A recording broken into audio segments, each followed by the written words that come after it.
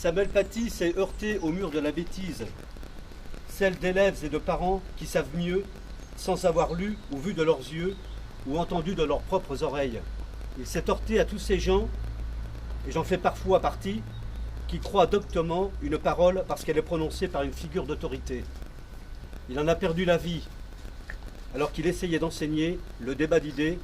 quitte à être lui-même remis en cause par ses élèves. Comme beaucoup de communes en France, la ville de Luçon a affirmé sa solidarité envers les proches de Samuel Paty et l'ensemble de la communauté éducative. Ce mercredi à midi, jour de l'hommage national au professeur d'histoire-géographie assassiné vendredi dernier à Conflans-Sainte-Honorine dans les Yvelines, une minute de silence a été observée dans la cour d'honneur de la mairie.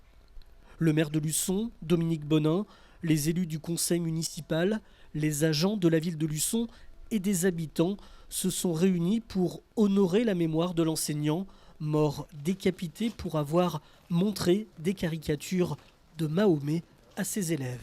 Il était important pour nous de nous réunir, les élus, les agents de la collectivité, pour qu'ensemble on puisse se recueillir, effectivement, car c'était le jour d'hommage donc à monsieur donc Samuel Paty, et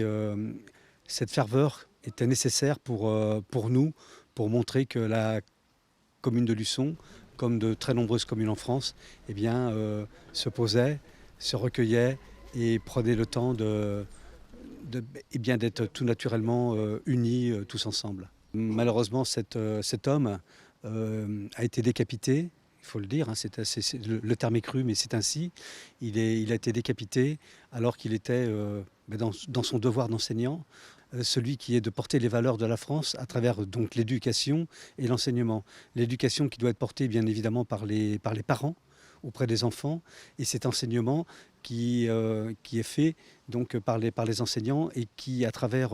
le cours qu'ils faisaient, était tout simplement donc de prôner la liberté d'expression, celle qu'aujourd'hui justement on est en train de faire, mais ne serait-ce que nous dans l'échange que nous avons. Il est important plus que jamais que les élus de la République fassent bloc face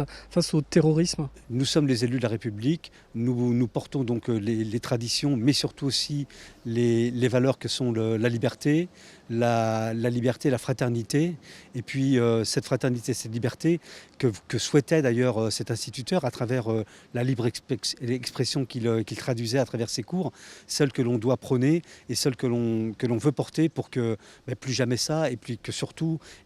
cette liberté d'expression elle s'affiche partout dans la laïcité que souhaite et que veut notre pays. Les drapeaux resteront en berne à Luçon jusqu'à la fin de la semaine en mémoire de Samuel Paty, victime du terrorisme islamiste.